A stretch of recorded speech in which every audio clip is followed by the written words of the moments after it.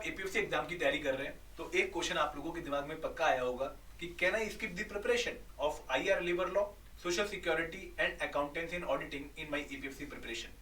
दोस्तों इस डाउट को आने की वजह क्या है कि अगर हम एपीएससी एग्जाम का सिलेबस देखें तो लगभग 80 to 90% सिलेबस जो है वो यूपीएससी एग्जाम या फिर एसएससी सीजीएल जैसे एग्जाम से ओवरलैप करता है।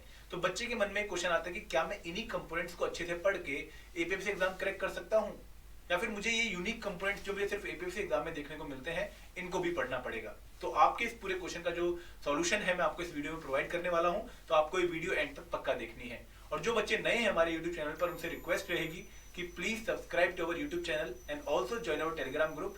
टेलीग्राम ग्रुप का जो लिंक है वो नीचे डिस्क्रिप्शन बॉक्स में दिया गया है। And before proceeding further into the video, let me take you to a very interesting thing.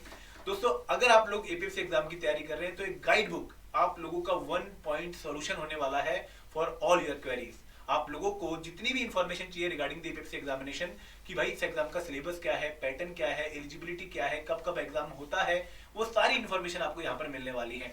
और सबसे खास बात कि यहाँ पर आपको डिकोडेड सिलेबस मिलने वाला है फॉर द एपीएससी एग्जाम। जब आप यूपीएससी का सिलेबस देखते हैं किसी भी एग्जामिनेशन का तो वहां पर सिर्फ सब्जेक्ट के नाम मेंशन होते हैं, तो उन सब्जेक्ट्स में भी आपको अंदर क्या पढ़ना है वो सारी इंफॉर्मेशन आपको यहाँ पर मिलने वाली है। और एक और खास बात है इस गाइड बुक की कि यहाँ पर आपको सॉल्व्ड पीवाईक्यूज भी मिलने वाले हैं 2002, 2004, 2012 और 2015 में हुए एपीएससी एग्जाम्स के। तो अगर आप लोग एपीएससी एग्जाम को फोड़ना चाहते हैं, डोमिनेट करना चाहते हैं, तो एक गाइड बुक आप लोगों के टेबल पर पक्का होनी चाहिए। और दोस्तों एक गाइड बुक आप लोगों के लिए टोटली फ्री है। आप लोगों को करना क्या है कि डिस्क्रिप्शन बॉक्स में लिंक दिया गया है, अपनी कॉपी अभी जाके डाउनलोड कीजिए, ठीक है। तो आगे बढ़ते हैं इस वीडियो में।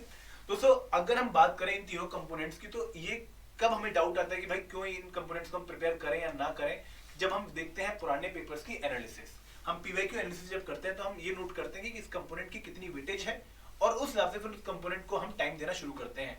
अगर मैं यहाँ पर आपको 2012 और 2015 में हुए एपीएससी एग्जाम की एनालिसिस शो करूं तो यहाँ पर अगर मैं इंग्लिश की बात करूं तो ऑन एन एवरेज आपको 10 क्वेश्चन देखने को मिलेंगे फ्रॉम द इंग्लिश कंपोनेंट, ठीक है। अगर मैं मैथ की बात करूं तो लगभग 25 के अराउंड क्वेश्चन आप लोगों को मैथ से देखने को मिलते हैं। कंप्यूटर एप्लीकेशन से ऑन एन एवरेज 8 क्वेश्चन, जो करंट अफेयर है वहां से ऑन एन एवरेज 10 क्वेश्चन, और जो जीएस वाला पोर्शन है वहां से ऑन एन एवरेज 45 से 50 क्वेश्चन। तो ये वो कंपोनेंट हैं जो जनरली हमें बाकी एग्जाम्स में भी देखने को मिलते हैं। जैसे जीएस कंपोनेंट यूपीएससी से बहुत ओवरलैप करता है, governance and constitution of India which is basically Indian polity, यहाँ पर भी है।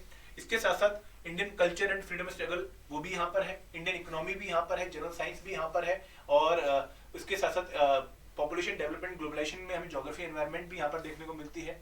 तो ये 45 क्वेश्चन कॉन्स्टिट्यूट करता है। क्वांट जो मैथ वाला पोर्शन है एंड जो इंग्लिश वाला पोर्शन है अगेन यूपीएससी से ओवरलैप करता है, एसएससी सीजीएल से ओवरलैप करता है। कंप्यूटर भी हम काफी एग्जाम्स के लिए प्रिपेयर करते हैं, करंट अफेयर हम इंडिया में लगभग सभी एग्जाम्स के लिए प्रिपेयर करते हैं। तो लगभग 90 से लेकर 100 क्वेश्चन ऐसे हो जाते हैं जो हमारे ऑलरेडी जिस एग्जाम की हम तैयारी कर रहे हैं उससे निकल सकते हैं। तो बच्चे को ये होता है कि यार 120 क्वेश्चन टोटल एग्जाम में आने वाले हैं पीएफसी के, और अगर मैं 100 क्वेश्चन या 90 क्वेश्चन ऑलरेडी प्रिपेयर कर रहा हूँ अपनी प्रिपरेशन में, तो क्या मैं 30 क्वेश्चन के लिए भागूं या 30 क्वेश्चन के लिए मैं और नए कंपोनेंट्स प्रिपेयर करूं? तो ये डाउट यहाँ पर आता है।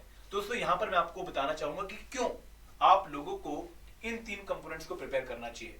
मैं ऐसा बिल्कुल भी नहीं बोलूंगा कि आप ये 3 कंपोनेंट्स स्किप कर दो, क्योंकि मेरे हिसाब से वो बहुत बड़ी बेवकूफी होगी और वो आपको आपकी सिलेक्शन कॉस्ट कर सकती है। कैसे? देखिए यूपीएससी एग्जाम की अगर मैं बात करूं, अगर आप लोग जनरल यूपीएससी एग्जाम देखें जो यूपीएससी कंडक्ट करवाती है, वहां पर अगर आपसे यूपीएससी 100 क्वेश्चन पूछ रही है तो ऐसा नहीं होगा कि 100 के 100 क्वेश्चन बहुत सिंपल होने वाले हैं, और ऐसा भी नहीं होगा कि किसी पर्टिकुलर कंपोनेंट के क्वेश्चन बहुत सिंपल होंगे और दूसरे के बहुत टफ होंगे, ऐसा भी नहीं होगा। वहां पर आपको हर कंपोनेंट की एवरेज नॉलेज होनी बहुत जरूरी है। आप ऐसा सोच के नहीं जा सकते, फिर आप ऐसी स्ट्रेटेजी बना के नहीं जा सकते कि कुछ कंपोनेंट में बहुत अच्छा परफॉर्म कर दूंगा और बाकी कंपोनेंट अगर वीक भी रहेंगे तो भी चलेगा। ये स्ट्रेटेजी आप फॉलो नहीं कर सकते। आपको सारे कंपोनेंट एवरेज लेवल के प्रिपेयर करने पड़ेंगे, ताकि जिस कंपोनेंट से डिफिकल्ट क्वेश्चन आया है उसको आप छोड़ सकें, स्किप कर सकें, और जिस कंपोनेंट से एवरेज या फिर मीडियम लेवल क्वेश्चन आया है, इजी क्वेश्चन आया है, उसको अटेम्प्ट करके आप अपनी सिलेक्शन इंश्योर कर सकें। तो यहाँ पर अगर मान लो आप सोचते हैं कि 90 से 100 क्वेश्चन से आप पेपर निकाल लेंगे, दोस्तों अगर इनके क्वेश्चंस डिफिकल्ट आ गए तो फिर आपको कौन बचाने वाला है?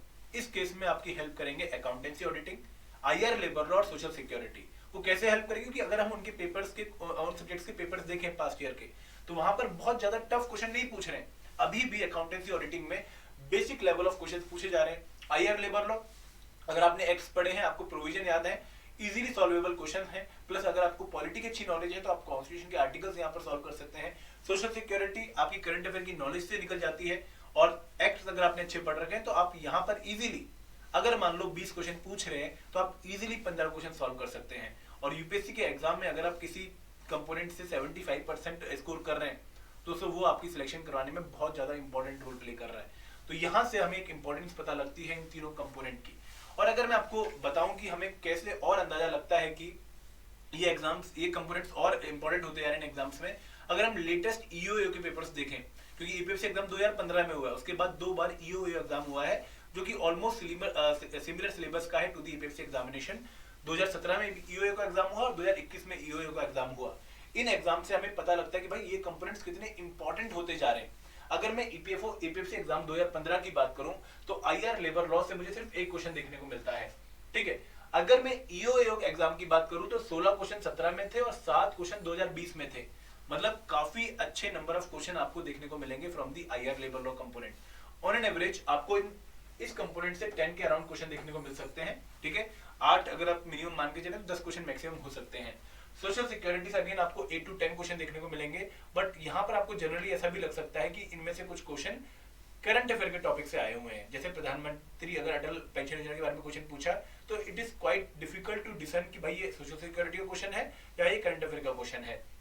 सिमिलरली अकाउंटेंसी एंड ऑडिटिंग अब बहुत इंपॉर्टेंट होता जा रहा है। अगर आप 2021 का ऑडिट पेपर देखें ईओए का, तो वहां पर 8 से 10 क्वेश्चन पूछे गए थे फ्रॉम द अकाउंटेंसी पार्ट, तो यहाँ पर आप इसको स्किप नहीं कर सकते हैं। एंड दोस्तों अगेन हमें यूपीएससी के किसी भी एग्जाम में एक प्रिंसिपल जो हम हमेशा कहते हैं कि you should be jack of all and trade of none वाला प्रिंसिपल फॉलो करो, वो यहाँ पर भी हमें फॉलो करना पड़ेगा। क्योंकि कुछ नहीं पता कि उन्होंने हिस्ट्री में कितना डिफिकल्ट क्वेश्चन पूछ लेना है या फिर गवर्नेंस का बहुत डिफिकल्ट क्वेश्चन पूछ लेना है, तो वहां पर स्किप करना ज्यादा बेटर रहेगा और इन क्वेश्चंस की मदद से सिलेक्शन को इंश्योर करना काफी इजी रहेगा।